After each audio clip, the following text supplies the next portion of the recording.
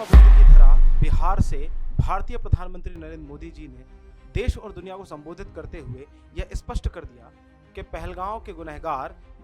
चाहे जहां पर भी छुप जाएं,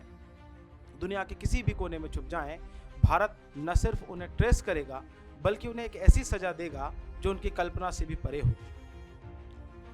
न सिर्फ यह गुनहगारों को सजा दी जाएगी बल्कि जिन लोगों के समर्थन से वे इस गुनाह को अंजाम तक पहुंचा पाए हैं उन्हें भी सजा दी जाएगी। हमला किया है उन आतंकियों को और इस हमले की साजिश रचने वालों को उनकी कल्पना से भी बड़ी सजा मिलेगी। भारत में सर्वदलीय बैठक हुई। सर्वदलीय बैठक में कुछ निर्णय निकल करके आए और एक बार फिर भारत के विपक्ष ने यह साबित कर दिया कि चाहे भले कितने ही मतभेद क्यों ना हो, लेकिन जब बात देश की सुरक्षा की होगी, जब बात देश की अस्मिता की होगी, जब बात देश की एकता और अखंडता की होगी, तो विपक्ष और पक्ष सब एक ही है। और आखिर ऐसा हो भी क्यों ना, क्योंकि यही परंपरा तो हमारे लोकतंत्र में हमेशा से स्थापित की गई है और उसी परंपरा को हमारे वर्तमान समय के नेताओं ने भी दोहराया।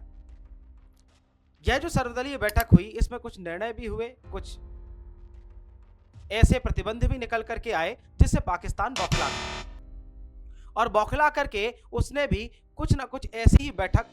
की जिसमें वहां के आर्मी के आला अफसर शामिल हुए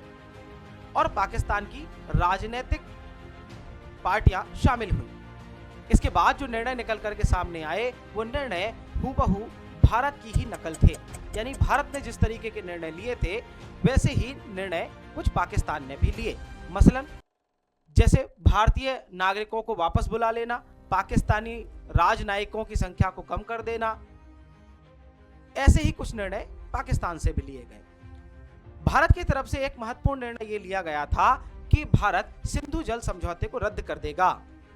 पाकिस्तान ने इसे एक्ट ऑफ वॉर यानी युद्ध जैसे क्रियाकलाप के रूप में घोषित किया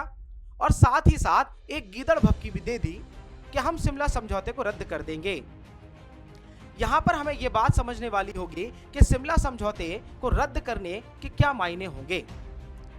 शिमला समझौता 1972 में भारत और पाकिस्तान के युद्ध के बाद किया गया एक समझौता था, जिस समझौते में भारत ने ही पाकिस्तान को कुछ सहूलियतें दी थीं, जैसे 90,000 पाकिस्तानी बंदियों को रिहा कर देना।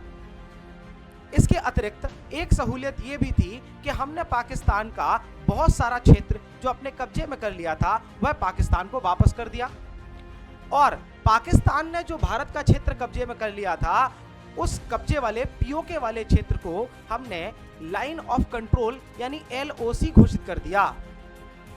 अब पाकिस्तान ये जो खिसियानी बिल्ली खंबा नोचे वाली गतिविधि कर रहा है इसमें उसका ही नुकसान है, यानी यदि पाकिस्तान शिमला समझौते को रद्द कर देता है तो वो जो LOC है, जो लाइन ऑफ कंट्रोल है, जिस लाइन ऑफ कंट्रोल को हमने हमारी तरफ से सीमा रेखा माना है वह युद्ध विराम रेखा के रूप में हो जाएगी और यहां से भारतीय सेना को एक तरह से यह सहूलियत मिल जाएगी कि वह पाकिस्तानी सेना को पीछे खदेड़ते हुए पीओके वाले हिस्से को वापस अपने कब्जे में ले ले। इस मामले में वैश्विक समुदाय की क्या प्रतिक्रिया होगी इस पर भी हम आपसे चर्चा करते हैं। वैश्विक समुदाय की यदि मैं बात करूं तो पहले ही डोनाल्ड ट्रंप, अमेरिकी राष्ट्रपति डोनाल्ड ट्रंप और रशियन प्रेसिडेंट पुतिन के द्वारा यह कह दिया गया है कि मोदी तुम संघर्ष करो, हम तुम्हारे साथ हैं।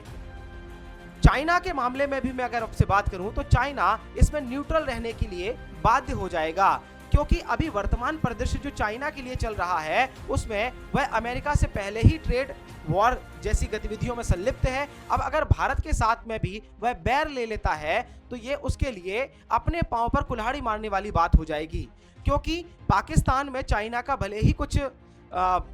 इन्वेस्टमेंट हो, लेकिन जो इन्वेस्टमेंट पाकिस्तान का चाइना में है उससे दुगना ट्रेड सरप्लस चाइना भारत के साथ करता है। तो ऐसी परिस्थिति में जब अमेरिका के साथ संबंध बिगड़े हुए हैं, चाइना कतई यह नहीं चाहेगा कि उसके संबंध भारत के साथ भी बिगड़ जाएं।